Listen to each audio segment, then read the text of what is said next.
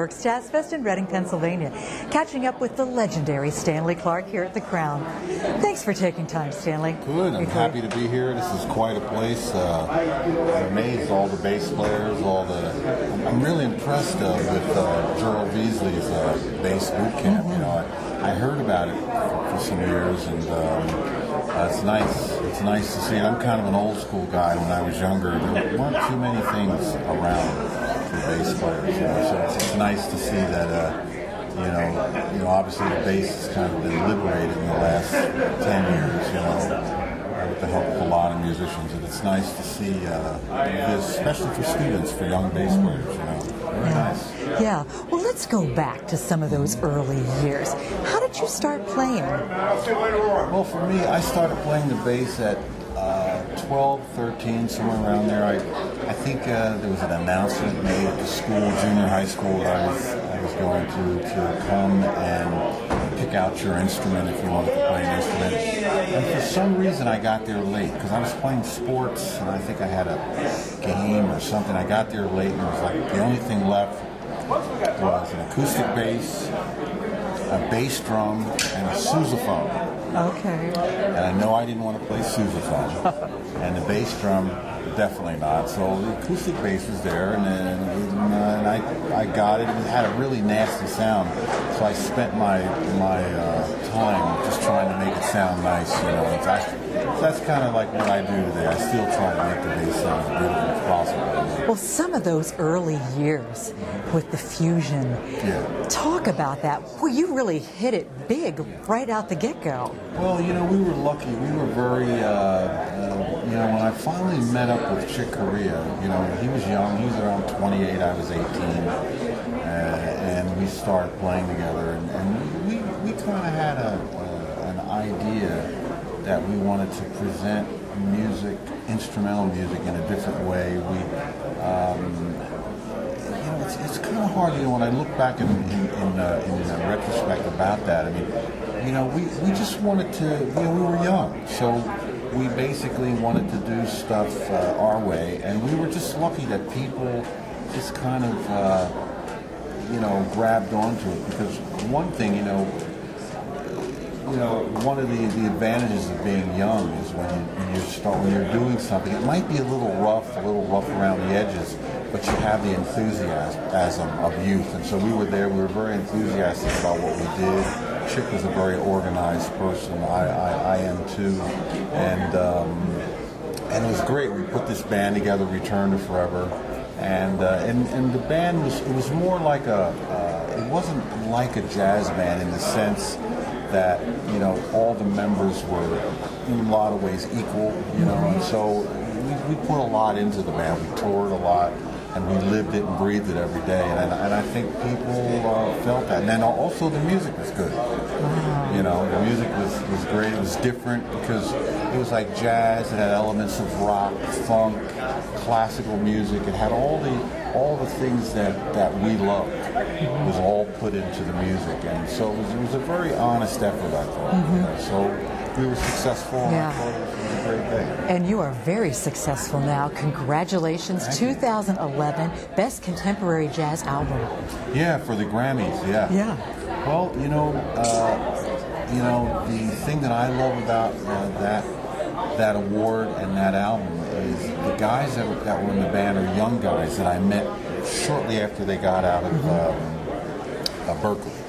They were very young, and it's very nice today to see young musicians get some acknowledgement or some sort of award or accolade for something that they've done, because those guys have been with me for 6 years, and it just seemed like everything culminated to this Grammy. It was really nice because, I mean, I was in Australia. I woke up at like 4:30 in the morning winning a Grammy. There's nothing like that. Wow. Waking up and my phone was like blowing up with text messages and congratulations. Great. And two guys in the band and my wife went to accept the award. And that was pretty funny, the footage of that. It was three completely different people, you know. Like one guy, Ruslan, he had a tuxedo on. Right. He's a Russian guy, he lives in Israel now. And Ronald is from Compton, California. normal kid from, you know, kind of, he looks like he's in a hip-hop group. And then my wife is from Chile, and she's like a traditional Spanish woman. Just great.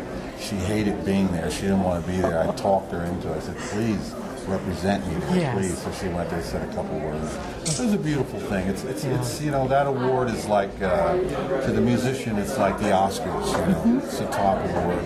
I'm very happy, and it's great. Yeah, that is great. That's really, really good. Let's talk about your orchestral work. Mm-hmm. You're doing some different things. You know, and your music evolves and we change over the years, and it's been that for you. Well, the orchestral stuff, in a lot of ways, it blossomed out of film composing. But you know, when I was in college, you know, I studied composition and a lot of things, and I wrote a lot of compositions. But when I came to Hollywood and I started writing music for films, and there were some films that required orchestral music, I got an opportunity to write and stand in front of the 120-piece orchestra and conduct all those sort of abilities which I, you know, which I grew up to do. It's a great thing. It's really,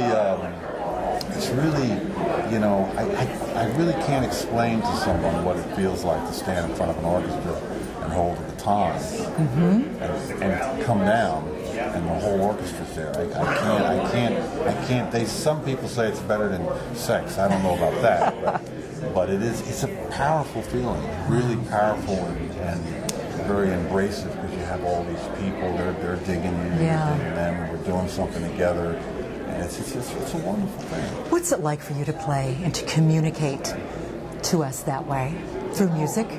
I believe that music is the highest form of communication.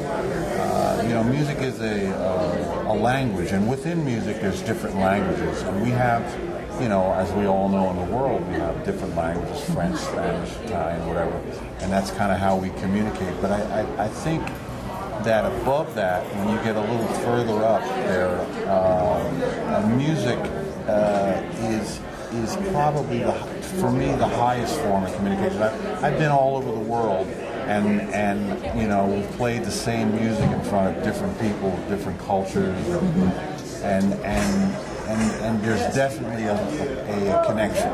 You know, so you know, music is special that way. And I actually think that all art is, like music, painting, and then in many ways literature too. You know, it's like it's a very powerful thing. You know? One final question: what's really important to you?